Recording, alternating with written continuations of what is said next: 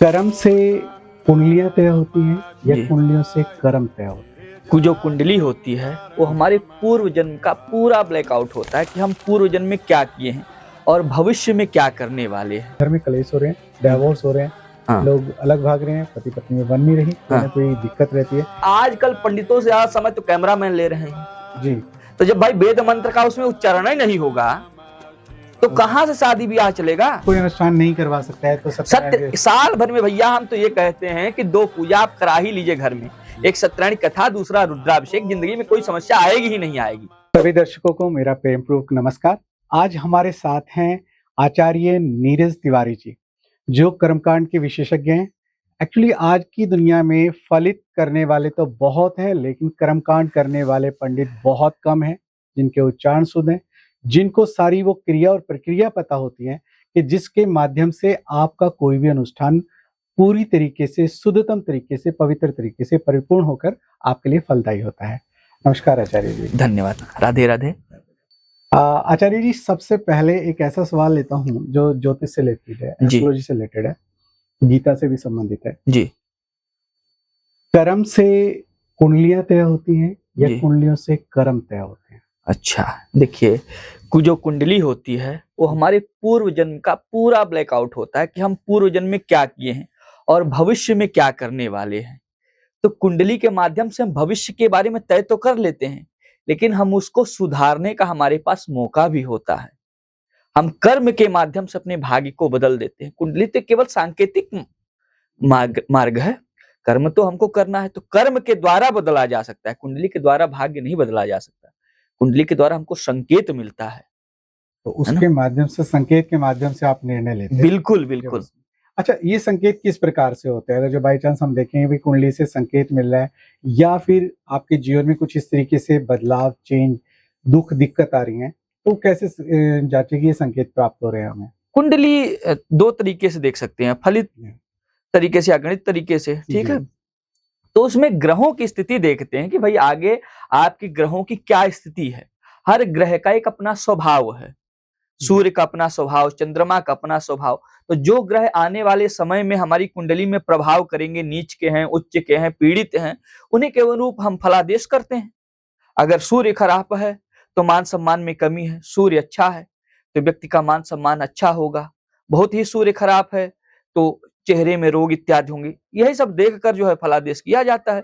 ग्रहों के अनुरूप ही फलादेश किया जाता है। फलादेश तो हो गया पंडित जी, लेकिन कर्मकांड का इसमें क्या रोल है? वो क्या आपके जो प्रिडिक्शन करी गई है या आपको बताया गया है कि संभावना ऐसा हो सकता है, तो क्या उसको बदलने की क्षमता कर्मकांड में है? बिल्कुल है। अब जैसे आप डॉक्टर के पास जाते हैं, आप कोई बीमारी लेकर, डॉक्टर टेस्ट करते हैं और टेस्ट में ये रिपोर्ट निकल गई टाइफाइड है, तो प्रॉपर टाइफाइड की दवाई खिलाते हैं, है ना। बुखार है तो बुखार में तो पैरासीटामोल खा लिया आप। उसी प्रकार कुंडली भी है। आप किसी भी ज्योतिषाचार्य या किसी पंडित के पास जाते हैं तो बता देते हैं कि भैया ये ग्रह आपके जीवन में खराब है। आप दिनचर्या में पूजा तो कर ही रहे हैं, लेकिन ये पता लग जाता है कि हमारा ये ग्रह खराब है और हमको ये पूजा करनी है विशेष रूप से, और हमारा इससे उद्धार होगा, तो बिल्कुल करना चाहिए और वो करने से उसका लाभ मिलता है। एक तो कर्मकांड होता है, एक होता है कि आपका पूरा अनुष्ठान होता है जिसमें मंत्रों का प्रयोग होता है। जी। तो कई जो अपने आप को बुद्धिजीवी बोलते हैं, जी। उनका कहना होता है कि आप खाना खाते हो तो आपको लगेगा, आप ड्राई फ्रूट्स खाते हो तो आपको ताकत मिलेगी। ऐसे ही आप मंत्र का पाठ आप स्वयं करें जी, तो वो आपके लिए अच्छा होगा। आप पंडित जी के थ्रू करवाते हैं तो उसका फायदा तो पंडित जी को मिलेगा। अच्छा। आपको क्या मिलेगा? तो इसके बारे में आप क्या कहेंगे? पहली बात तो ये है कि बिल्कुल मिथ्या है। जब भी हम किसी यजमान के निमित्त कोई भी अनुष्ठान पूजा पाठ करते हैं तो यजमान से हम दक्षिणा लेते हैं, उनकी अपने मेहनत का दक्षिणा लेते हैं। दूसरा बात, जब भी पूजन होता है, छोटी से छोटी पूजा से लेकर बड़ी से बड़ी पूजा में संकल्प का विधान बताया गया है। संकल्प में यजमान का नाम, यजमान का गोत्र, यजमान की पत्नी, पुत्र का नाम लिया जाता है। यहाँ तक कि यजमान कहाँ पे बैठे हैं, किस स्थान पे बैठे हैं, कौन से राज्य में बैठे हैं, कौन सा महीना चल रहा है, सब यजमान के निमित्त किया जाता है कि मैं यजमान के निमित्त कर रहा हूं, ना कि अपने निमित्त। कार्यशेय, यजमान के निमित्त कार्य, ना कि करिष्ये, है ना। तो इससे जब यजमान के निमित्त करते हैं तो पूर्णतः यजमान को लगता है। इसमें जल लेके जो संकल्प करते हैं, आप उसके बारे में बात करते हैं? बिल्कुल बिल्कुल बिल्कुल, जल लेकर संकल्प करते हैं। और मैं विशेष तौर पे बता दूं कि हर एक धर्म में ही ऐसा होता है कि मुस्लिम में सवाब अपना दिया जाता है और हिंदुओं में आपने जो भी कार्य किया है उसका पुण्य लाभ, जो भी मंत्र पाठ किए हैं, तो वो दूसरे को दे सकते हैं। बिल्कुल। एक पंडित जी, सबसे बड़ी प्रॉब्लम क्या है कि आजकल कुछ लोग किताब पढ़ के जी पंडित या अनुष्ठानकर्ता बन जाते हैं, जी या यूट्यूब से भी सीख के आजकल बहुत सारे हो गए हैं। बिल्कुल। तो इसमें उच्चारण का और सही विधि का क्या रोल है? क्या वो दुष्प्रभाव भी डाल सकती है अगर जो गलत पंडित से गलत उच्चारण हो गया, या कहने का तात्पर्य उनसे गलत उच्चारण हो गया, तो क्या नुकसान यजमान को हो सकता है? बिल्कुल, देखिए मंत्रों का तो बहुत बड़ा ही प्रभाव है ना। यथासंभव जितना अपने से शुद्ध हो सके मंत्रों का शुद्ध ही उच्चारण करना चाहिए, अशुद्ध उच्चारण बिल्कुल भी नहीं करना चाहिए। जितना शुद्ध उच्चारण रहेगा उतना ही यजमान को लाभ मिलेगा। और यद्यपि पूजन के बाद क्षमा प्रार्थना का भी विधान है जी जी। कि प्रभु हमसे जाने अनजाने जो भी त्रुटि हुई है मंत्र में, पूजा विधि में, वह क्षमा भी करें। तो जितना हो सके अपनी तरफ से तो शुद्ध ही बोलना चाहिए। और मंत्रों का स्पष्ट उच्चारण यदि आप करते हैं तो यजमान को भी लगेगा कि भाई पंडित जी पढ़े लिखे हैं और अच्छा उच्चारण कर रहे हैं। इससे आपकी ख्याति भी बढ़ेगी, यजमान का तो उद्धार होगा ही होगा, तथैव आपकी ख्याति भी आपके साथ आपको जोड़ेगी। जो इससे पहले मैंने प्रश्न किया था आचार्य जी से कि क्यों दूसरे से या किसी योग्य व्यक्ति से करवाना चाहिए, इसमें आंसर मिल गया होगा कि आप गलत उच्चारण कर सकते हैं और गलत उच्चारण करने से आपको नुकसान भी हो सकता है, इसलिए योग्य व्यक्ति के पास जाना परम आवश्यक है। बिल्कुल। पंडित जी, जो सबसे ज्यादा लोग, मैं वापस एस्ट्रोलॉजी पे आता हूँ, लोग शनिदेव से बहुत डरते हैं। अच्छा। कि वो मजाक भी बनाते हैं कि हफ्ता देना पड़ता है उनको। वो आ जाते हैं जो उनके डकौत वगैरह होते हैं मारने के लिए। तो शनिदेव से क्या इतना डरना चाहिए? भैया ये भ्रांति ही हो गई है। शनिदेव हो गए, काली मैया हो गई, ये सबसे भ्रांति बन गई कि भाई बहुत खतरनाक है। शनिदेव संतुलन करता है। जब भी यदि जो भी व्यक्ति सच्चाई पर चलता है, अच्छे नियम पे चलता है, उसको तो शनि वरदान के रूप में है।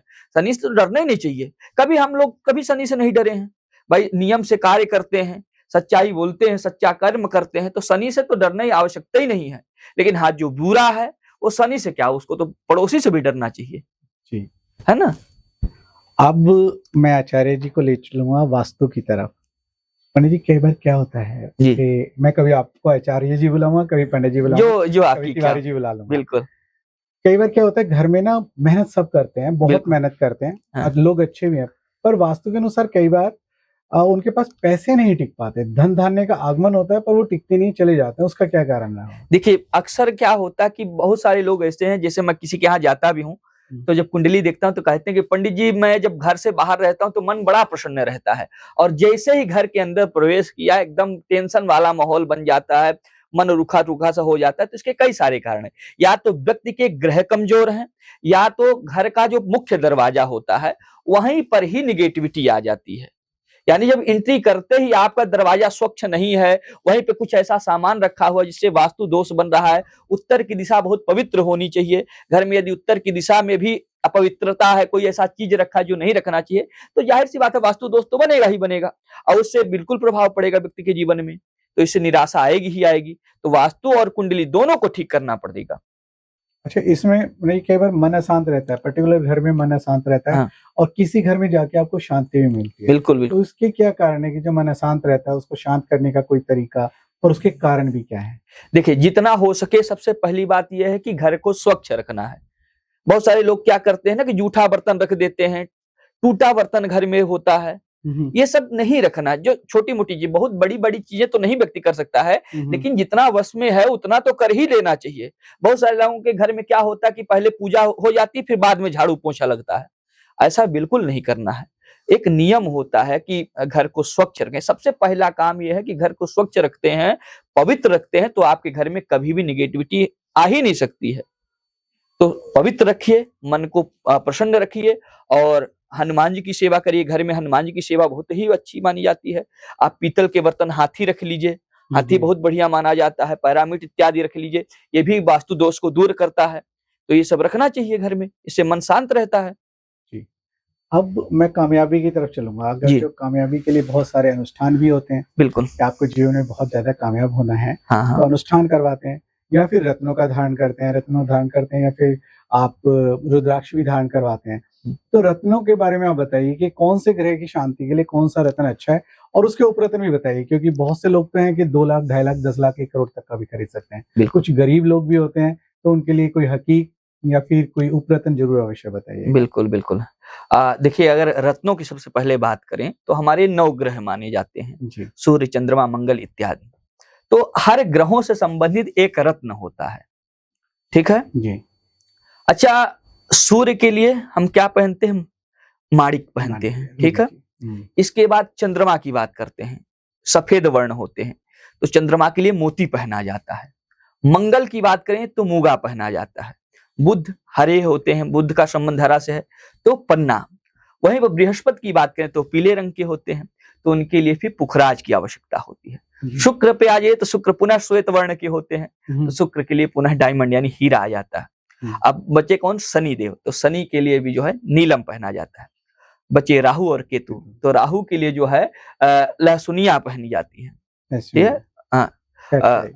है। सॉरी, राहु के लिए जो है गोमेद पहना जाता है, ठीक है। केतु के लिए लहसुनिया पहनी जाती है, इसको कैटाई भी आपने जो बोला, हाँ जी, ठीक है। तो अच्छा, कुछ और रतन भी होते हैं जैसे सोनमक्खी वगैरह, या फिर बीमारियों के लिए कोई विशेष रतन आपके? देखिए, मेरे हिसाब से तो बीमारी के लिए सबको जो है स्फटिक धारण करना चाहिए। स्फटिक सबसे अच्छा रत्न होता है। स्फटिक या रुद्राक्ष, ये दोनों अगर रत्न धारण कर लेते हैं तो बीमारी इत्यादि से आदमी दूर रहता है।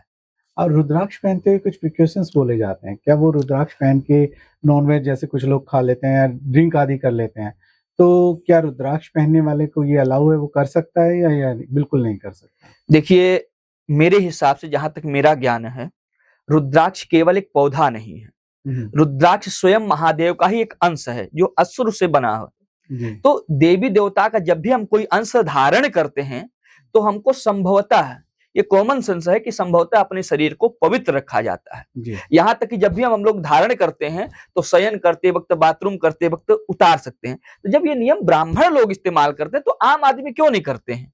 तो करना ही चाहिए। बिल्कुल, जितना हम पवित्र रखेंगे किसी भी वस्तु को, उतना ही ज्यादा वो फायदा करेगा। सिंपल सी बात है, यदि हम किसी को इज्जत देंगे तो वो हमको इज्जत देगा।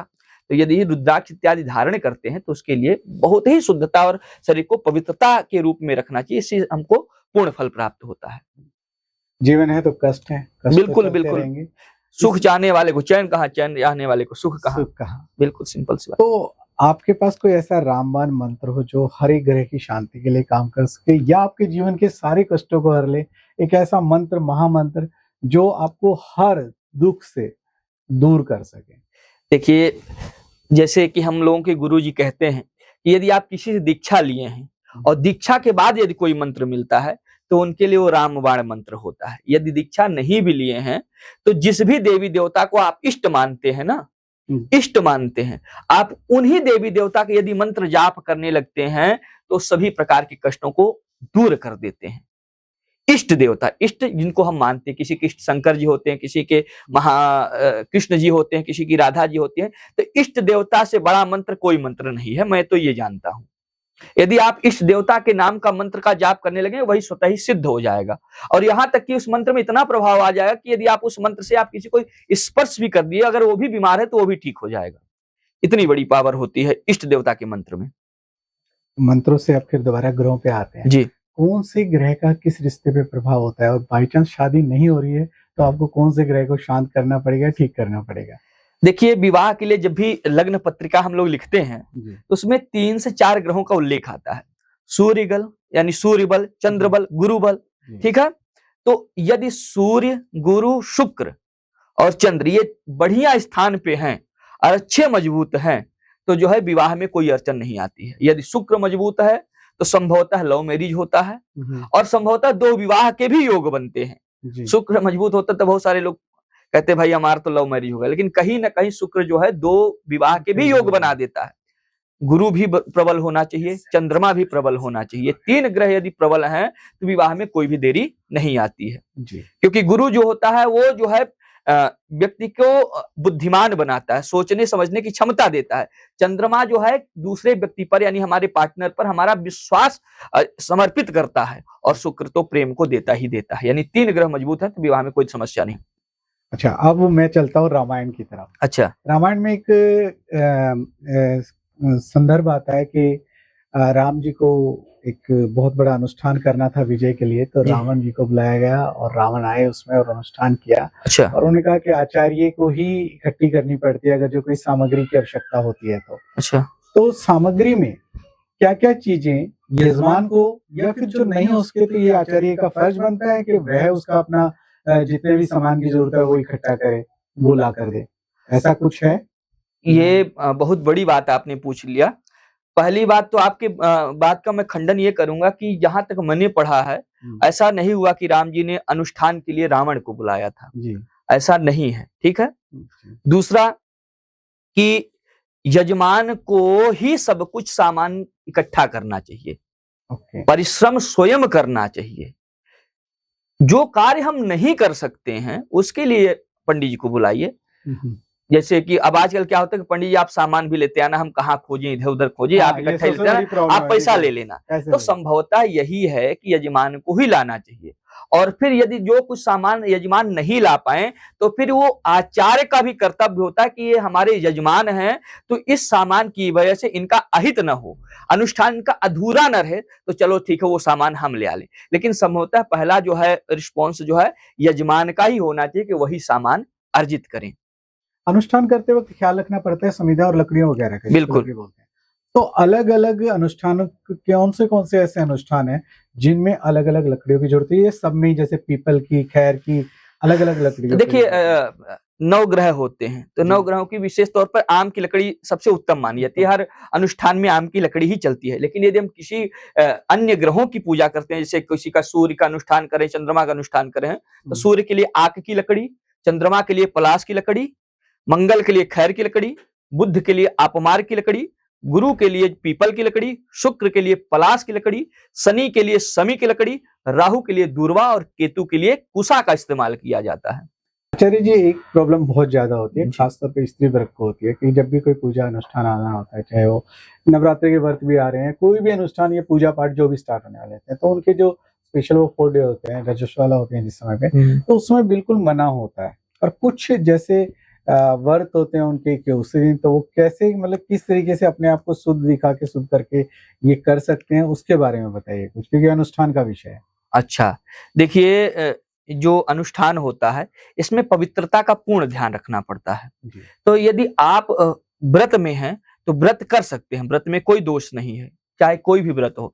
लेकिन पूजन की सामग्री को ना स्पर्श करें, पूजन का प्रसाद ना बनावें, यदि पूजन संबंधित कोई वस्तु को ना छुएं, इसके लिए दोष है। बाकी व्रत करने के लिए कोई दोष नहीं है, आप व्रत कर सकते हैं। लेकिन विवाह के समय कई स्त्रियों को, लड़कियों को ये प्रॉब्लम हो जाती है, तो उस समय तो जब वेदी पे बैठना होता है तो उस स्थिति के लिए कोई इसीलिए तो विवाह के समय जो है लड़के को विष्णु माना जाता है, वराय विष्णु रूपाय, वर को विष्णु माना जाता है और कन्या को लक्ष्मी माना जाता है, और देवी देवताओं में रजस्वला का दोष नहीं लिया जाता।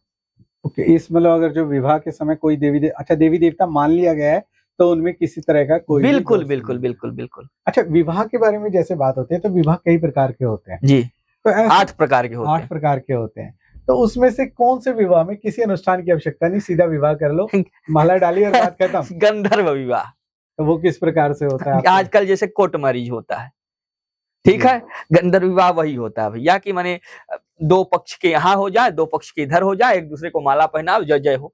जैसे राधा और भगवान श्री कृष्ण का गंधर्व विवाह ब्रह्मा जी ने कराया था। तो इसमें कोई मिलाने की जरूरत, मेल मिलाप की जरूरत, या फिर गन मिलाने? गंधर्व विवाह में कोई मिलाने की जरूरत नहीं होती।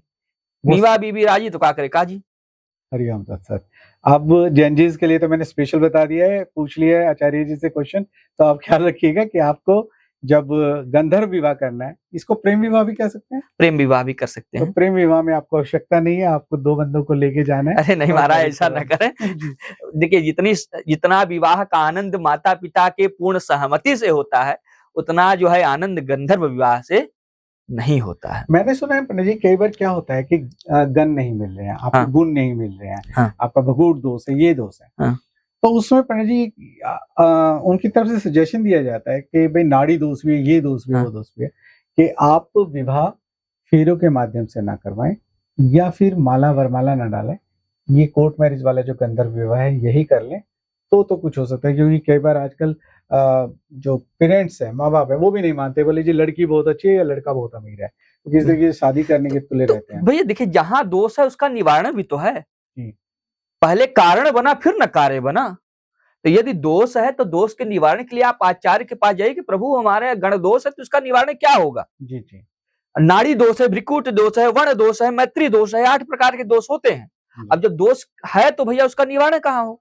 बहुत सारे लोग नाड़ी दोष देखकर डर जाते हैं कि भाई नाड़ी दोष है, लेकिन नाड़ी दोष लगता कहाँ है भैया। ये तो आप किसी अच्छे ब्राह्मण विद्वान के पास जाएंगे तो वो बताएंगे ना कि ब्राह्मण दोष, नाड़ी दोष ब्राह्मण में लगता है, क्षत्रिय में लगता है, वैश्य में लगता है, शूद्र में लगता है। कहाँ लगता है आपको तो मालूम नहीं है। जी जी तो जो नाड़ी दोष है सिर्फ ब्राह्मणों में लगता है, विप्राणाम नाड़ी दोषस्य। जी जी तो ये तो पता भाई किसी ज्योतिषाचार्य के पास, किसी पंडित के पास जाएंगे वही ना बताएगा। अब आपको करना ही गंधर्व विवाह है तो पंडित जी क्या करेंगे। जी जी इसका ऑप्शन है, दोष निवारण का ऑप्शन है। तो ऑप्शन वो किसी योग्य पंडित से सलाह लेके, बिल्कुल ज्योतिषाचार्य से बिल्कुल लेके। बिल्कुल एक मांगलिक दोष भी आता है उसका बिल्कुल। भी। एक नाड़ी दोष के लिए तो बिल्कुल मना किया जाता है पंडित जी, देखिए नाड़ी दोष तो है ही है, जी। संतान के लिए भी देखा जाता है नाड़ी दोष, ठीक है। लेकिन शास्त्र में बताया गया है कि यदि विप्राणाम नाड़ी दोष, सिर्फ ब्राह्मणों को ही नाड़ी दोष लगता है। जी जी दूसरा, यदि लड़का लड़की दोनों एक ही नक्षत्र से हैं और उनकी नाड़ी मिल भी रही तो उस समय पर भी नाड़ी दोष नहीं लगता। इस श्लोक मुझे अभी याद नहीं है, हाँ, लेकिन हमारी पुस्तक में लिखा हुआ है। तो ये है। तो इसके अंतर्गत नाड़ी दोष हो जाता है तो उसके अनुसार भी कोई अनुष्ठान वगैरह विधि विधान है उसका भी? बिल्कुल बिल्कुल बिल्कुल बिल्कुल। या तो लक्ष्मी नारायण की आप पूजा करा लीजिए, या तो गौरी और महादेव की पूजा करा लीजिए। कोई भी दोष हो इससे खत्म हो जाएगा। 8 प्रकार के दोषों का निवारण ही यही है, लक्ष्मी नारायण या तो पार्वती और महादेव की पूजा। या फिर विवाह के समय कई बार नाम भी बदला जाता है पंडित जी, नाम बदल के शादी कर ली तो उससे भी क्या फर्क पड़ता है कि नाम बदलवा के शादी कर ली तो आपके गण मिल गए हैं, अब आपको डेट ऑफ बर्थ वगैरह देखने की आवश्यकता। देखिए 2 प्रकार से कुंडली का मिलान किया जाता है। या तो आपका पुकारू नाम, जी जी, यानी जो घर पे पुकारते हैं, या तो फिर राशि का नाम। राशि का नाम लेंगे तो डेट ऑफ बर्थ से ही राशि का नाम निकलेगा। तो कभी कभार क्या होता है कि यदि राशि का नाम नहीं निकलता है, मिलान नहीं हो पाता है और हमको विवाह करना ही करना है, तो हम फिर पुकारू नाम से देखते हैं, फिर अलग अलग ऑप्शन देखते हैं। सबसे उत्तम राशि का नाम ही माना जाता है। अच्छा, एक पंडित जी कई बार क्या होता है कि कोई भी अनुष्ठान करते हैं पूजा पाठ, जैसे अभी जब इनकी ऐश्वर्या राय की और उनके अमिताभ बच्चन जी के बेटे की शादी हुई, विवाह हुआ, तो वो एक जगह पे गए तो माला से फूल टूट के गिरा, तो हो गया कि स्वीकार हो गया, माता ने स्वीकार कर लिया। तो कोई भी अनुष्ठान पूर्ण होने के बाद क्या कुछ संकेत मिलते हैं देवताओं की तरफ से इस तरीके कि आपका अनुष्ठान कंप्लीट हो गया, पूरा हो गया, या नहीं भी मिलते हैं? अगर ये संकेत होते हैं तो किस प्रकार के होते हैं और उनको कैसे देखना चाहिए? देखिए ऐसा है कि यदि हम भाव से कर रहे हैं, ठीक है, और कुछ ऐसा संकेत मिल गया तो मन को प्रसन्नता होती। संकेत मिलते भी हैं, देवी देवता यदि प्रसन्न है तो कुछ न कुछ आंतरिक संकेत दे देते हैं। आप कुछ संकेत नहीं देंगे तो पूजा करते करते आपको इतना आनंद आएगा कि आपका मन ही नहीं करेगा कि पूजा से उठ जाए। जी जी, मन इतना प्रसन्न हो जाएगा, इतना प्रसन्न, अचानक से मन प्रसन्न हो जाएगा पूजा करते करते। तो ये भी एक संकेत ही है। जी।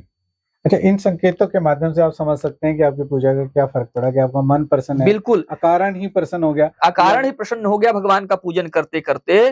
तो जो है, अच्छा कभी कभी आप कोई भी ऐसी देवी कथा सुनने लगी है, भागवत की, राम कथा, दुर्गा कथा, कभी कभी आप इसमें कथा में इतने मुग्ध हो जाते हैं कि आपको भूख प्यास सब खत्म हो जाती है। आपके नेत्रों के सामने जो व्यास जी कथा बता रहे हैं वो दृश्य चलने लगता है। यद्यपि आप वो दृश्य कभी देखे नहीं है, लेकिन वो प्रसंग जो है आपके नेत्रों के सामने चलने लगता है। वही तो हमारा भाव है, वही तो संकेत है कि हम भगवान में लीन हो गए हैं। इससे बड़ा संकेत क्या हो सकता है बताइए? बहुत तो आंसू, मतलब आंसू गिरने लगते हैं, रोने लगते हैं महाराज, रोने लगते हैं। अब हमको याद है कि स्वयं जब हम लोग गांव में बचपन में छोटे छोटे थे, हमारी दादी रामायण देखती थी और लाइट चली जाती तो लाइट मन को इतना गर जाती थी और अश्रु तक निकल जाते थे स्वयं कि भैया क्या हो गया, सीता हरण में रावण को कितना गाली मिलती थी। ये भावहीन है भगवान के प्रति। उनको इतना ही समझ नहीं थी कि भैया ये सब क्रिएटर है, स्क्रिप्टेड है, लिखा गया है, लेकिन वो उन्हीं की छवि में प्रभु श्री राम को देखते थे, रावण की छवि में रावण को देखते थे और वो भाव था कि रोने लगते थे। जी। अनुष्ठान करवाते वक्त जी और किन किन पवित्रताओं का, किन किन चीजों का ध्यान रखना चाहिए यजमान को? सबसे पहले यदि हो सके तो यजमान यदि जनेऊधारी है, क्योंकि आजकल जनेऊ पहनना तो बिल्कुल लोग भूल ही गए हैं। बहुत मुश्किल। यज्ञ प्लस उपवीत, यज्ञोपवीत, यज्ञ करने का जिसको पूर्ण अधिकार है वही जो है यज्ञोपवीत धारण कर सकता है। यदि आप यज्ञोपवीत धारणी ब्राह्मण है या कोई भी है, यज्ञोपवीत आपका हुआ तो आप उसको अवश्य धारण करें, शिखा बंधन करें। तेजो वृद्धिम कुरुष्व में चिद्रूपणि महामाये दिव्य तेज समन्वित तिष्ठ देवी शिखा मध्य तेजो वृद्धिम कुरुष्व में। ये हमारे तेज का प्रतीक है शिखा। बहुत सारे लोग शिखा रखते नहीं, लज्जा आती है। मस्तक पे तिलक, आप कोई भी रुद्राक्षी माला, शिव पूजा करें, रुद्राक्षी माला, तुलसी का माला इत्यादि माला धारण करिए, स्वच्छ वस्त्र पहनिए, स्नान करिए, घी का दीपक, और सबसे पहले जरूरी क्या होता है आचमनी पूजन में जो माधव इत्यादि जो करते हैं, 3 बार आचमनी करते हैं, अपने शरीर को पवित्र करते हैं, ये बहुत ही जरूरी है, आंतरिक और बाह्य। एक मंत्र बताता हूं जिसको जो है लोग अक्सर पूजा में बोलते हैं, ओम अपवित्रः पवित्रो वा सर्वावस्थान गतोपि वा यह स्मरेत पुंडरीकाक्ष स बाह्य आभ्यंतर शुचि। ओम अपवित्रः पवित्रो, यदि मैं पवित्र हूं या अपवित्र हूं, सर्वावस्थान गतोपि, मैं किसी भी अवस्था में हूं, यह स्मरेत पुंडरीकाक्ष, पुंडरीकाक्ष बोलते हैं भगवान श्री नारायण के एक रूप को। यदि मैं भगवान विष्णु के पुंडरीकाक्ष रूप को स्मरण करता हूं, सवाही आभ्यंतर शुचि, शुचि बोलते हैं संस्कृत में अग्नि को। अग्नि जिस प्रकार पवित्र होती है उसी प्रकार मेरा आंतरिक और बाह्य पवित्र हो जाए, ये बोला जाता है। ये बोला जाता है। इसको अगर जो कोई व्यक्ति विशेष अपने लिए करे पवित्र होने के लिए, बिल्कुल, तो पूरा मंत्र तो याद करना बड़ा मुश्किल है। तो पुंडरीकाक्ष जो भगवान विष्णु 3 बार पुंडरीकाक्ष पुंडरीकाक्ष पुंडरीक भगवान विष्णु का नाम, ये भी नहीं आता है तो नारायण नारायण ही बोल दे 3 बार, तो शुद्धि हो बिल्कुल पवित्र हो जाएगा।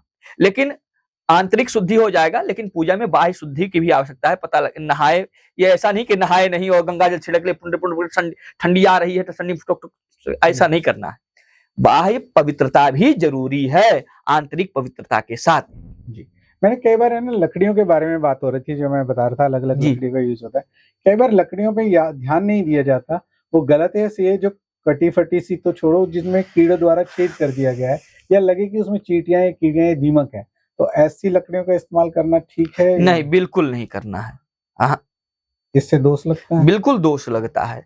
संभवतः जितने भी नेत्र से हमारे जो दिखने वाली हैं जीव जंतु, उनको तो बिल्कुल भी इस तरह के कार्य नहीं करना है। जो अदृश्य रूप में है, सूक्ष्म रूप में है, उनके लिए बाद में क्षमा प्रार्थना किया जाता है, उनके लिए जो है अन्न इत्यादि चढ़ाया जाता है बाद में, कि उनके लिए जो अज्ञानतावश जो अदृश्य रूप से जो जीव हवन इत्यादि में स्वाहा हो गए हैं, उनके निमित्त जो है अन्न इत्यादि का दान किया जाता है जी। लेकिन जो हम नेत्र में देख रहे हैं और देखने के बावजूद भी अज्ञानता और आलस्य के कारण वो सामग्री को नहीं हटाते हैं, तो उसका परम दोष लगता है जी। अच्छा, अगर जो एक बात और होती है, कई बार चरणामृत कोई 1 बार ही देता है, कोई 3 बार ही देता है, हाँ, तो श्रेष्ठ कौन सा रहता है? 3 बार। 3 बार, हाँ। तो क्योंकि मैंने देखा है बहुत से उनको नहीं पता, वो बैठे होते हैं उस स्थान पर तो जल लेते हैं, तो एक मंत्र भी होता है उस चरणामृत का मंत्र, ओम अकाल मृत्यु हरणम सर्व रोग विनाशनम विष्णोः पादोत्कम पीत्वा पुनर्जन्मम न विद्यते।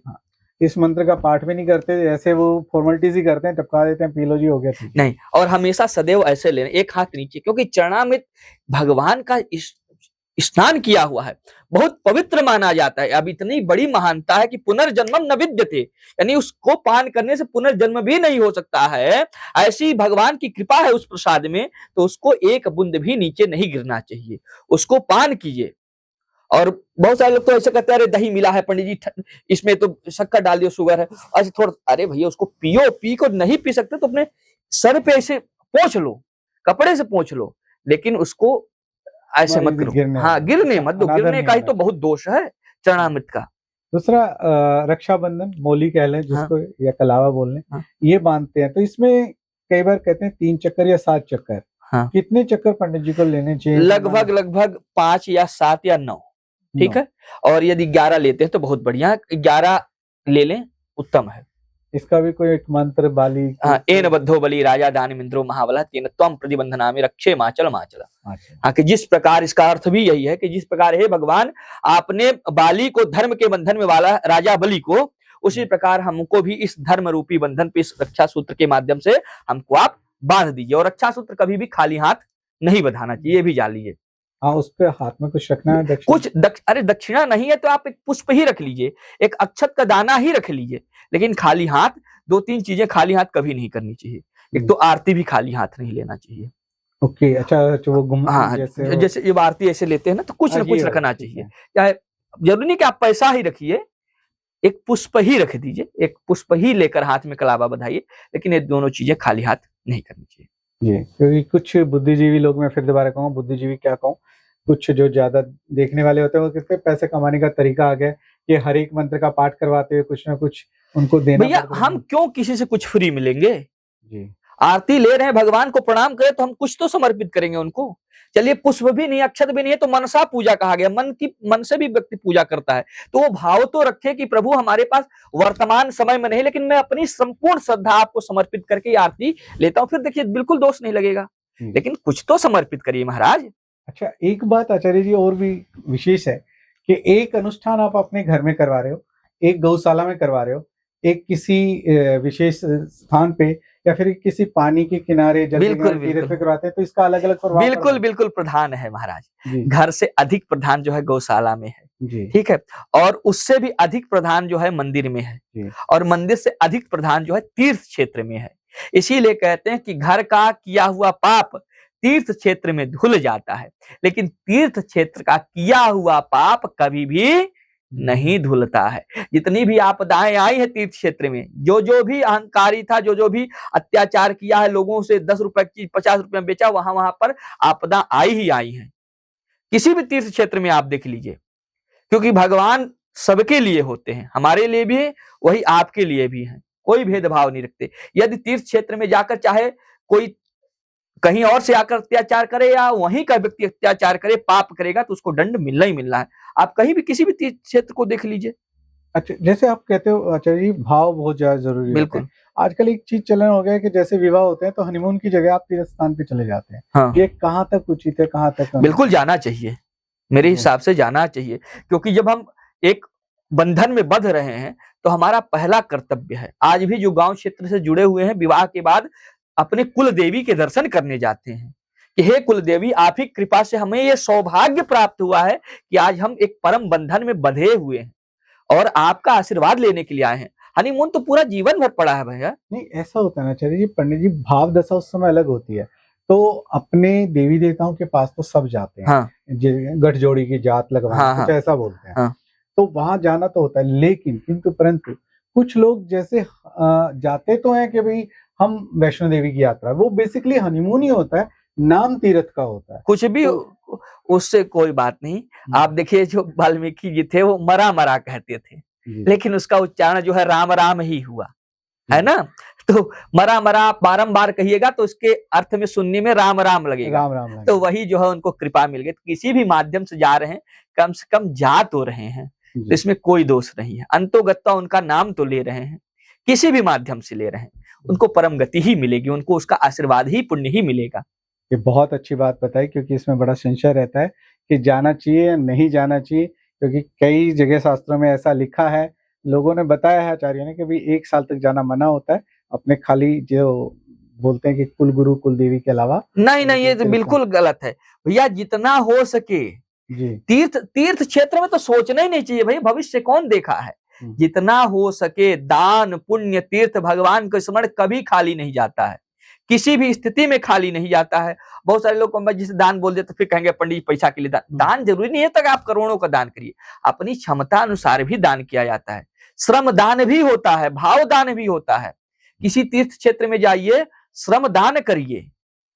दान से बात चल रही तो मैं एक बात और बात पूछूंगा, दान से बात चलते चलते, कि जब दान करता है कोई, हाँ, तो कई बार क्या है, चंद्रमा उच्च का है तो आप, या शुक्र उच्च का है, आप उन्हीं चीजों का दान कर सकते हैं या नहीं कर सकते, या नीच चीजों का दान करना चाहिए? क्योंकि दान करते वक्त भी किसी आचार्य से, योग्य पंडित से पूछना चाहिए, क्योंकि आपने अगर जो चंद्रमा और जल का दान कर दिया तो आपके लिए दिक्कत ना हो जाए, ऐसी परेशानी, ऐसे कहा जाता है। शास्त्र एक बात बताता है दान के बारे में कि दान लेना और दान देना दोनों पात्रों को देखना बहुत ही जरूरी है।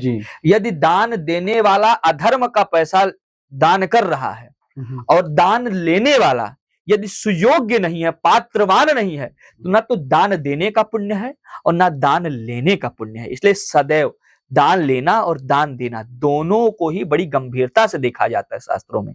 उसके लिए हाँ, योग्य व्यक्ति, बड़े योग्य ही व्यक्ति को देना चाहिए दान। आजकल तो टेंशन भी होती है ना, कैश जमा करवा दे गौशाला में, अब गौशाला का भी नहीं पता होता किस तरह का यूज होगा, गौ माता को दिया भी जाएगा उसका फल या नहीं दिया जाएगा। अच्छा, कुछ व्यक्ति अनुष्ठान नहीं करवा पाते, बहुत महंगा होता है, समय भी चाहिए होता है, बैठना भी साथ में होता है, तो सत्यनारायण की कथा हमारे यहाँ बताइए। बहुत उत्तम बात। अब सत्यनारायण भगवान की कथा ऐसी कथा कि हमको लगता है जितने भी सनातनियां चाहे अपने देश में हो विदेश में, किसी का भी घर ऐसा रहा होगा जो सत्यनारायण की कथा नहीं कराए होंगे। तो सत्यनारायण की कथा तो बहुत आनंदमयी कथा है, आप प्रायः सुनिए, आपको कुछ न कुछ नया ही लगेगा। तो सत्यनारायण की कथा तो बहुत उत्तम कथा है, प्रत्येक व्यक्ति को कराना चाहिए। तो कोई अनुष्ठान नहीं करवा सकता है तो सत्य साल भर में भैया हम तो ये कहते हैं कि 2 पूजा आप करा ही लीजिए घर में, एक सत्यनारायण कथा, दूसरा रुद्राभिषेक, जिंदगी में कोई समस्या आएगी ही नहीं आएगी। ये बात इतनी शक्ति है इन बात 2 पूजा भैया हम अपने घर में ही कराते हैं, एक सत्यनारायण की कथा और दूसरा रुद्राभिषेक। ये कब कब करवाने श्रेष्ठ रहते हैं? जैसे सत्यनारायण की कथा, सत्यनारायण की कथा के लिए कोई मुहूर्त देखने की आवश्यकता नहीं है, क्योंकि पूर्णिमा, एकादशी, दशमी ये सब भगवान विष्णु को अधिक प्रिय दिन है, जैसे गुरुवार होंगे, तो इसमें यदि कराते हैं तो बहुत बढ़िया है। अन्यथा सत्यनारायण कथा के लिए कोई ना मुहूर्त देखने की आवश्यकता, ना कोई समय, ना कोई तिथि, जब पंडित जजमान फ्री रहे कथा कर लीजिए सत्यनारायण कथा। अगर जो पंडित अवेलेबल ना हो, आजकल बड़ी मुश्किल होती है, तो स्वयं कर सकते हैं? बिल्कुल स्वयं से कर सकते हैं, आजकल पुस्तकें आती हैं भगवान की पूजा करने। लेकिन देखिए ऐसा है कि यदि आप किसी ब्राह्मण से कराते हैं तो बहुत ही उत्तम है। अब जैसे एक उदाहरण बताता हूँ, महादेव ने विशस्रवा जी से अपने लंका का गृह प्रवेश कराया था, तो क्या महादेव वेदों के मंत्रों को नहीं जानते हैं? वो तो सिर्फ ब्राह्मण वाक्य के लिए कराए थे ना उनसे। बिल्कुल बिल्कुल। तो जितना संभव हो सके ब्राह्मणों से ही कराना चाहिए, वो भी योग्य ब्राह्मणों से। यदि कभी कभार नहीं मिल पाते हैं तो जो है स्वयं से कर लें और कुछ दक्षिणा उसका ब्राह्मण को या मंदिर में दे देना चाहिए। जी। अच्छा, इसमें भी आप एक विशेष ख्याल मैं कहता हूँ कि बहुत सारे लोगों को ये संशय रहता है कि पूर्णमासी की जब होती है उसमें भी दोपहर के बाद करवाना श्रेष्ठ रहता है। देखिए जो दोपहर के बाद की बात नहीं होती, होती है कौन सी? प्रदोष काल की पूजा, जिसको गोधूली बेला बोलते हैं जी। लगभग सूर्यास्त से 1 घंटा 45 मिनट पहले और सूर्यास्त के 1 घंटा 45 मिनट बाद जो है इसको गोधूली बेला बोलते हैं, इसको जो है प्रदोष काल बोलते हैं। और प्रदोष काल में किया गया पूजा सुबह की अपेक्षा शाम को अत्यधिक पुण्य प्रदान करता है। शाम को आज भी गांव में ही लगभग गांव में आजकल भी लोग शाम को ही सत्यनारायण की कथा करते हैं। शहरों में आजकल सुबह कर लेते हैं, भाई बिना खाए पिए करना पड़ेगा, क्योंकि बीमारी से कोई जूझते हैं तो दवाई इत्यादि खाना होता है, तो लगता है कि भैया सुबह सुबह कर ले, लेकिन शाम की पूजा का अत्यधिक महत्व है। आप कोई हमारे दर्शकों को कोई स्तोत्र या किसी मंत्र का भी सजेशन देना चाहें कि ये करने मात्र से बहुत ही फायदा होगा, तो वो भी जरूर बताइएगा। देखिए मंत्र तो सारे संस्कृत में हैं, तो मैं अगर सजेशन देता भी हूं तो लोग अगर उसको पढ़ते हैं तो वो अशुद्ध हो जाएगा। श्री गणेश अथर्व शीर्ष है, वो संस्कृत में भी है, हिंदी में भी है। जितने भी विद्यार्थी हैं यदि गणेश श्री अथर्व शीर्ष का पाठ करते हैं तो उनको बहुत लाभ मिलता है। इसके बाद आदित्य हृदय स्तोत्र है, मान सम्मान तेज प्रतिष्ठा के लिए जो है, रंग रूप सौंदर्य के लिए बहुत बढ़िया आदित्य हृदय स्तोत्र है। उसको गीता प्रेस के ले लीजिए, 5-10 रुपए की पुस्तक आती है, हिंदी अंग्रेजी संस्कृत तीनों में दिया हुआ है। आप प्रतिदिन आदित्य हृदय स्तोत्र का पाठ करना आरंभ कर दीजिए, फिर देखिए आपके चेहरे पर क्या तेज आता है, क्योंकि सूर्य का से संबंधित है। और इस आदित्य हृदय स्तोत्र का अगस्त ऋषि के कहने पर श्री राम जी ने भी जो है युद्ध के समय किया था कि प्रभु मुझे विजय दिलाइए, तब सूर्य भगवान आशीर्वाद दिए थे राम जी को। जी हाँ, तो इसका प्रभाव होता है, अत्यधिक प्रभाव है। एक अनुष्ठान करते हुए यज्ञ भी बोलते हैं, यज्ञ भी बोलते हैं, तो यज्ञ करते वक्त अग्नि का यूज होता है, अग्नि आते हैं, अग्निदेव आते हैं, प्रकट होते हैं, तो अग्निदेव का भी स्थान बोला जाता है कि अब वहां पर है, पाताल में है, आकाश में है, उस समय यज्ञ करवाइएगा तो श्रेष्ठ होगा, नहीं तो उसमें भी प्रॉब्लम आ सकती है। बिल्कुल बिल्कुल, इसका देखना है, लेकिन आजकल ये सब देखते नहीं लोग। ये देखना चाहिए, अग्नि धरती पर है, पृथ्वी पर है, आकाश पे है, गुणा करना पड़ता, तिथि नक्षत्र को जोड़कर, फिर जो है इसको तो खैर देखना पड़ेगा भी। क्योंकि क्या होता है, देखिए आप सब लोग है ना, जब ये करवाते हैं इस तरीके से करवाते हैं, तो आप अपनी तरफ से यज्ञ ना करिए। देखो आर्य समाज वाले लोग अलग से करते हैं, उनका अलग है रोज सुबह करना, लेकिन अग्नि जब भी आप प्रज्वलित करते हैं तो उसका स्थान यज्ञ के लिए, विशेष तौर पे खाना पकाने के लिए नहीं, तो विशेष ध्यान रखना होता है।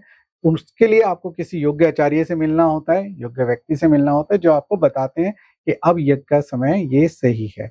देखिए एक अनुष्ठान के समय एक बात और विशेष तौर पे देखी गई है कि बिना पत्नी के कोई भी अनुष्ठान अधूरा, यज्ञ अधूरा होता है। चाहे आप सत्यनारायण की कथा में भी यजमान बन के बैठे तो कोशिश होती है पत्नी साथ में हो। बिल्कुल। तो इसका कितना प्रभाव है और कहाँ-कहाँ इसका उल्लेख है कि जिसमें ये पता लगे कि पत्नी का होना जरूरी है किसी भी उसमें?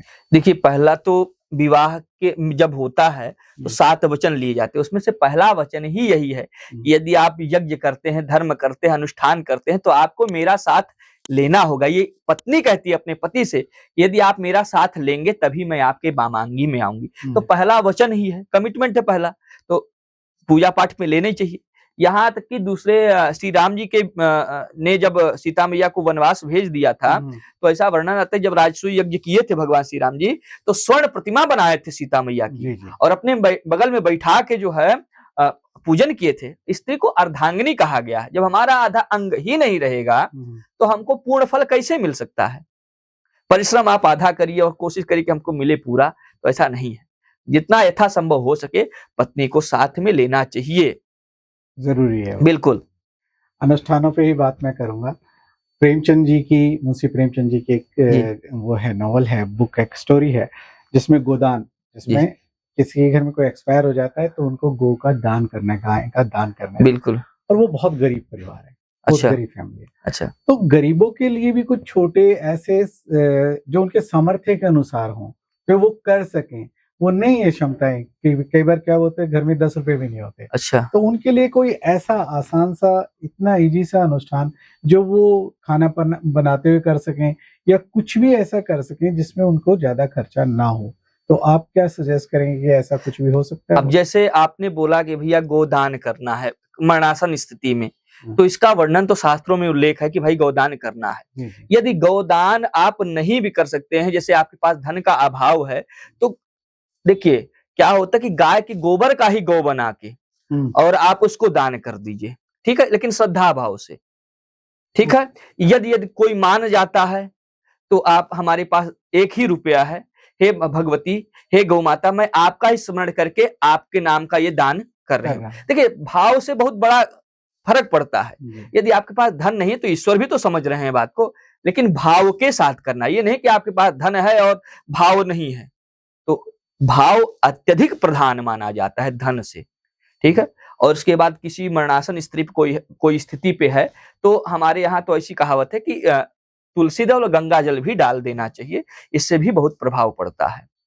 ये छोटे छोटे अनुष्ठान है दर्शकों, स्पेशल बताया तिवारी जी ने कि एक अच्छे तरीके से भी, अगर जो आप बाई चांस नहीं कर पा रहे हैं, गाय बहुत महंगी होती है, अच्छी गाय 1-1.25 लाख रुपए तक की आती है और सामर्थ्य नहीं है, तो गाय के गोबर से ही गाय बनाकर आप दान कर सकते हैं, वह आपके लिए श्रेष्ठ रहेगा। अब मैं आपके पास जो बहुत सारे लोग आते होंगे अपनी अपनी समस्याओं को लेके, तो अनुष्ठान करवाने से किसी के भाग्य में तब्दीली आई, आपको लगा कि इनके भाग्य में बहुत ज्यादा बदलाव आया, विशेष तौर पे चाहे किसी का स्वास्थ्य से संबंधित दिक्कत हो या फिर व्यवसाय से संबंधित दिक्कत हो, तो ऐसा कोई अनुभव है तो हमसे साझा? बिल्कुल अनुभव, अब हम तो पंडित ही हैं महाराज, हमारा तो कार्य ही है अनुष्ठान करना। हमारे यजमान है जिनके यहाँ भी जाते हैं और अनुष्ठान कराते हैं, संभवतः 6 महीना साल भर बाद दोबारा अगर किसी पूजा पाठ में जाते हैं तो कहते हैं पंडित जी बड़ा आराम मिला है, और वही दूसरे को भी रेफरेंस देते हैं। तो इससे तो बिल्कुल जीता जाता सबूत है कि प्रभु की बहुत अच्छा अनुष्ठान में फल मिलता है। बिल्कुल अनुभव हो तो बताइए, बिना नाम लिए किसी का भी, किसी डिस्क्लोज ना। अरे नाम भी ले लेंगे तो हमारे यजमान कुछ नहीं कहेंगे। देखिए ऐसा होता है कि अभी यजमान के बालक की समस्या थी, संतान गोपाल का जाप कराया गया और भगवान की कृपा से, संतान गोपाल की कृपा से जो है संतान की प्राप्ति हो गई। क्या कहते हैं, बार बार बीमार पड़ रहे थे, महामृत्युंजय का जाप कराया गया, स्वस्थ हैं, अच्छे भले स्वस्थ हैं, आज भी जाते हैं तो बार बार प्रणाम करते हैं कि प्रभु आप की वजह से जो हम स्वस्थ हो गए, बार बार हमको अस्पताल जाना पड़ता था। रुद्राभिषेक करा दिए, कुशा से रुद्राभिषेक करा दिए, वो बीमारी नहीं होती है। अगर बहुत ज्यादा बीमार है, लोग बहुत बीमार पड़ रहे हैं और अनुष्ठान करने के लिए पैसा, जाप में ज्यादा पैसा लगता है, एक दिवसीय पूजा में कम पैसा लगता है, तो उसके लिए रुद्राभिषेक का भी विधान बताया गया। आप कुशा निर्मित जल से रुद्राभिषेक कराइए, आपकी बीमारी में बहुत आराम मिलेगा। क्योंकि रुद्राभिषेक, अब जैसे आप बात छेड़ ही दिए, तो रुद्राभिषेक किसी एक चीज से नहीं होता। बहुत सारे लोग नॉर्मली सोचते हैं कि भाई दूध से ही रुद्राभिषेक हो। दूध तो एंटीबायोटिक है, सब चीज सुख शांति के लिए दूध से किया जाता है, लेकिन यदि आप बीमारी से ग्रसित हैं तो आप जो है दुर्वा उससे करिए, कुशा के रस से करिए। बहुत आपके जीवन में लग गया कि भाई बहुत पाप हो गया है, अब मैं इस पाप से मुक्ति पाना चाहता हूँ, तो तीर्थ के जल से, गंगा जल से इत्यादि से किया जाता है। शत्रु नाश के लिए हालांकि ये बताना बेकार है, तेल से किया जाता है, तेल कौन सा, सरसों का? सरसों का तेल का। लेकिन ये करना नहीं चाहिए, ये बिल्कुल नहीं करना चाहिए। लेकिन शास्त्रों में विधान है कि हर चीजों के लिए, अलग अलग बीमारी के लिए, धन के लिए, बहुत सारे लोग गरीब हैं, तो मैं प्रमाण देता हूं कि यदि 5 रुद्राभिषेक भी गन्ने के रस से करा ले तो उनकी स्थिति सुधर जाए। अब ये नहीं कहूं कि यहाँ से यहाँ एकाएक पहुंच जाएंगे, पर जिस स्थिति में है उससे सुधरना बिल्कुल है, 100% सुधर जाएंगे जिस स्थिति में है। कई बार स्थिति देखी गई है, परिस्थितियां नजर के कारण बहुत सारी प्रॉब्लम आती है। हाँ। तो नजर के कारण ही कोई ज्यादा सामर्थ्यशाली नहीं हो पाता, अमीर नहीं बन पाता, गरीबी रह जाता है, तो उसके लिए कोई उपाय? भैया नजर तो ऐसा है कि ग्रहों को भी पटक दिया नजर। हम ग्रह से कहते हैं कि भाई पत्थर को भी चटका देता है। और जब भी नजर लग जाती है तो नजर दोष के लिए जैसे हमारी माता दादी लोग जो उपाय करते हैं वही मैं बताता हूँ। देखिए आटा, जो गेहूं का आटा, 5 या 7 लाल मिर्च, है ना, थोड़ा नमक और काली सरसों लेकर, ये तो मेरी मम्मी ऐसे करती थी, तो उसको लेकर और 7 बार उतार के और किसी कंडे या उपले में, जलते हुए उपले में उसको रख देना है और फिर उस जगह से उठ जाना है। यदि कंडा उपला नहीं मिल पाता है तो उसको बाहर फेंक देना है, ऐसी जगह फेंक देना है जहां कोई ज्यादा आता जाता ना हो। तो ऐसा कर देने से नजर दोष उतर जाता है। ये इसका प्रभाव मंगलवार और शनिवार, इन 2 दिन में ज्यादा प्रभाव पड़ता है जी। अच्छा, ये एक सबसे बड़ी प्रॉब्लम आजकल आ रही है, क्लेश। घर में क्लेश हो रहे हैं, डिवोर्स हो रहे हैं, हाँ। लोग अलग भाग रहे हैं, पति पत्नी में बन नहीं रही, कोई ना कोई दिक्कत रहती है। इन क्लेशों से बचने के लिए आपके पास कोई विशेष उपाय हो तो? आपके माध्यम से मैं बता दूं, सबसे बड़ा कारण है बिना मुहूर्त के किया गया विवाह। ठीक है, अब 2 तारीख से देवउठनी एकादशी हो गई भैया, तो सब सोचने थे भाई अब शादी करने लगो। हमारे बगल में एक फार्म हाउस है, रोज ही विवाह होता है। अरे भाई मुहूर्त हो न हो, अभी शादी के मुहूर्त नहीं है, सिर्फ भगवान का विवाह कराया गया है ना देवउठनी एकादशी। विवाह का मुहूर्त लगभग नवंबर में 18 या 19 तारीख से है, देखना पड़ेगा पंचांग में, लेकिन रोज ही विवाह हो रहे हैं। और आजकल पंडितों से आज समय तो कैमरामैन ले रहे हैं जी। तो जब भाई वेद मंत्र का उसमें उच्चारण ही नहीं होगा तो कहां से शादी ब्याह चलेगा? लगन है भाई 1 बजे का, 1 बजे फेरा फिरना है, अब पता लगे लड़का लड़की 2 बजे तक खाना ही खा रहे हैं, फिर पंडित जल्दी जल्दी करो, जल्दी जल्दी करो। अब तो पंडित क्या करेंगे भैया? तो जब वेद मंत्र ही उसमें सही नहीं होगा तो इसमें बिल्कुल आम सी बात नहीं पटेगा, कहां से पटेगा? भाई सब शास्त्र बनाए गए तो शास्त्र को न मानो, या तो मानो तो उन पर विश्वास करो। दोनों बात में अंतर। एक्स्ट्रा देखा जाता है, दक्षिणा एक्स्ट्रा ले लेना जी, पर जल्दी करो। दक्षिणा की बात चली दक्षिणा की बात चली तो बहुत से अनुष्ठान लोग स्वयं कर लेते हैं जी। तो दक्षिणा किसको दें? फिर तो वो दिक्कत हो जाएगी दक्षिणा के बिना। तो नहीं, दक्षिणा देनी चाहिए। दक्षिणा अपने गुरु को दे दें या कुल पुरोहित को दे दें, जैसे आपके यहाँ कुल पुरोहित आते हैं, ठीक है, उनको दे दें या किसी मंदिर में दे दें। दान तो देना ही चाहिए। दक्षिणा परम आवश्यक है, बिल्कुल आवश्यक है। यज्ञ की पत्नी है दक्षिणा, बिना पत्नी के कैसे? अभी आपने प्रश्न किया कि भैया पत्नी के बिना यज्ञ कैसे पूरा हो जाएगा, तो यज्ञ की पत्नी का नाम है दक्षिणा महाराज। दक्षिणा जब तक नहीं देंगे तो पूजा पूर्ण होगी ही नहीं होगी, चाहे आप 1 ही रुपया दिए। अच्छा, बहुत सारे लोग कहते हैं कि दक्षिणा नहीं है, तो दक्षिणा जरूरी नहीं कि आप धन ही दीजिए, अपनी श्रद्धा भी आप यदि ब्राह्मण को समर्पित कर दें, हे ब्राह्मण देवता हमारे पास अभी धन नहीं है लेकिन हम अपनी श्रद्धा आपको समर्पित करें, जाकर उनको प्रणाम कर लेते हैं सच्चे हृदय से, तो वो भी दक्षिणा है, लेकिन भाव तो समर्पित करिए। प्रणय जी का पूरा ध्यान भाव की तरफ और श्रद्धा की तरफ है। श्रद्धा के माध्यम से आप अपने, अगर जो बाई चांस आपके पास किसी चीज की ताकत नहीं है, क्षमता नहीं है पैसे देने की या किसी भी चीज की, तो वो आप समर्पित कर सकते हैं भावों के माध्यम से। अच्छा प्रणय जी, कईयों को तो ये भी नहीं पता होता किस दिशा में बैठना होता है, यजमान कौन सी दिशा में बैठे और जो अनुष्ठान करता पंडित जी है वो किस दिशा में बैठे, तो उसके बारे में पूरा विधि विधान है कि किस तरफ बैठना चाहिए, किसको कैसे?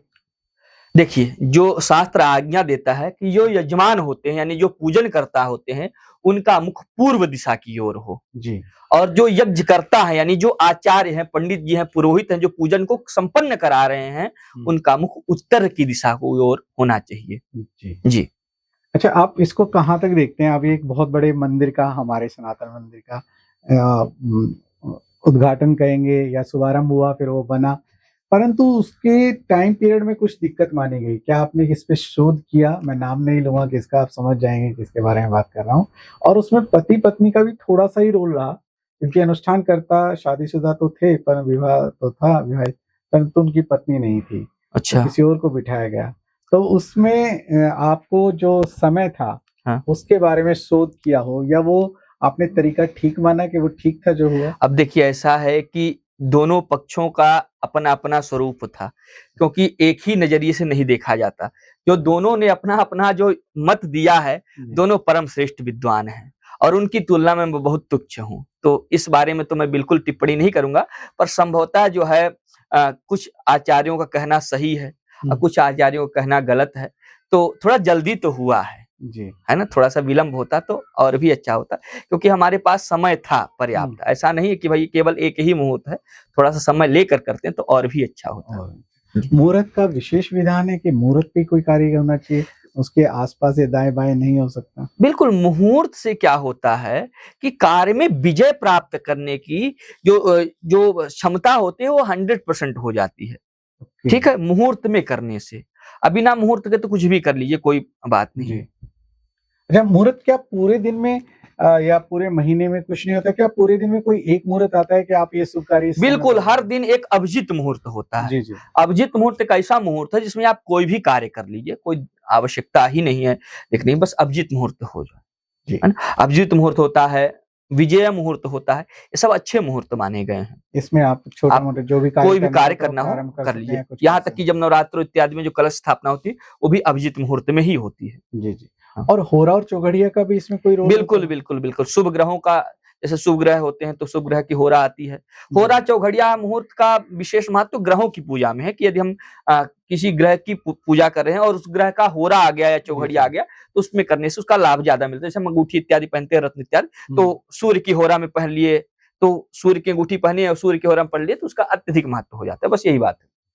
आज आचार्य जी ने बहुत से प्रश्नों के अच्छे-अच्छे जवाब दिए। मैंने इससे पहले भी बहुत से आचार्यों से किए, तो उन्होंने मना कर दिया कि हम इस होरा और चौघड़िया के बारे में नहीं जानते, उनको नई नॉलेज थी इस चीज़ की। खैर कोई नहीं, पर मैं आपसे ये कहूँगा कि जब भी कोई अनुष्ठान करवाएँ, किसी तरह का भी अनुष्ठान करवाएँ, छोटा-मोटा बड़ा, किसी ब्राह्मण से, योग्य पंडित से, योग्य आचार्य से सलाह लें, जैसे आचार्य नीरज जी हैं, तो आपका अनुष्ठान भी परिपूर्ण होगा और उसके साथ जो उसका फल होगा वो भी अच्छा होगा।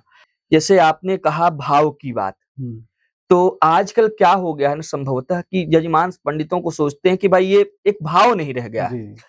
दक्षिणा की बात आती है, जब हम आपके यहाँ जाते हैं अनुष्ठान करने के लिए, दक्षिणा तो आप सबसे लास्ट में देते हैं।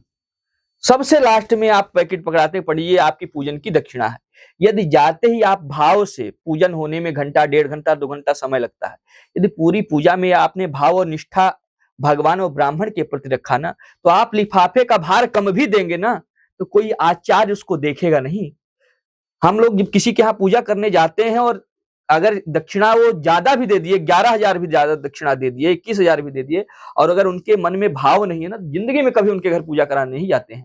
और बहुत सारे ऐसे जजमान हैं जो गरीब हैं, निर्धन हैं, लेकिन वो दक्षिणा तो कम देते हैं, लेकिन इतना भाव देते हैं, इतना स्वागत करते हैं, इतना सम्मान करते हैं कि ब्राह्मण का हृदय प्रसन्न हो जाता है और यही कहते हैं, प्रभु भले ये दक्षिणा नहीं दिया, लेकिन हम इसका कल्याण करना। यदि मेरी वाणी से कुछ अशुद्ध भी हो गया, पूजा पाठ में कोई अशुद्धता भी आ गई है, फिर भी प्रभु क्षमा करके इसका कल्याण करना। तो भाव बहुत बड़ी चीज है महाराज। पैसा क्या है, पैसा तो ठीक है, आप भी दे रहे हैं, हमारी मेहनत को तो आप देंगे, कोई ज्यादा देता है, कोई कम देता है, लेकिन यदि भाव है तो हृदय से आशीर्वाद निकलता है। इतना मैं कहूंगा कि आप सभी भाव को ही प्रधान मानिए। परंतु एक बात और भी कही है, जैसे लंका का मैंने प्रकरण कहा, श्रीलंका का, तो बनी थी, तो उसके बाद से कहने लगे कि ब्राह्मण को प्रसन्न करना बड़ा मुश्किल है, क्योंकि उन्होंने प्रसन्न होने के लिए लंका ही मांग ली थी भगवान से। अब भैया देखिए, ऐसा है कि 5 उंगली बराबर नहीं होती है जी। अब कलयुग में है, माया का प्रभाव है, तो किसी को संतोष नहीं, चाहे ब्राह्मण हो चाहे यजमान हो। अब यजमान भी तो 100 रुपया देके कहते हैं, प्रभु सुख संपत्ति सब कुछ हमको 100 रुपया में प्रदान कर दो। तो भैया ये तो दोनों के ऊपर निर्भर होता है, माया है, सबको, आपको भी चाहिए, हमको भी चाहिए, ब्राह्मणों का भी घर परिवार में कोई नौकरी तो कर नहीं रहे, अनुष्ठान के द्वारा ही हमारा संचालन होता है। तो हर जगह पैसा नहीं देखा जाता, ये भी मैं कहता हूँ कि हर जगह पैसा नहीं देखा जाता। यजमान का अगर स्वभाव बहुत उत्तम है ना, तो उस समय हम लोग भी कहते हैं भाई कोई बात नहीं, धन को एक साइड रखो, पहले यजमान का स्वभाव देखो, और जीवन पर्यंत याद करते हैं कि उन यजमान के यहाँ गए थे तो ऐसा स्वागत मिला था। तो सबसे ज्यादा है कि एक ब्राह्मण को सबसे ज्यादा जरूरी होता है सम्मान, उनको सम्मान मिले तो बहुत अच्छा है, नहीं तो इतिहास साक्षी है कि जब जब ब्राह्मण रुष्ट हुआ है तो बहुत सी सत्ताओं का अंत हो गया है। आज आपसे बात करके बहुत बिल्कुल बिल्कुल जी, और आगे भी हम मिलते रहेंगे। जरूर जरूर। आपका बहुत बहुत धन्यवाद हमारे मंच पे। जय श्री राधे। हरिओम। राधे राधे।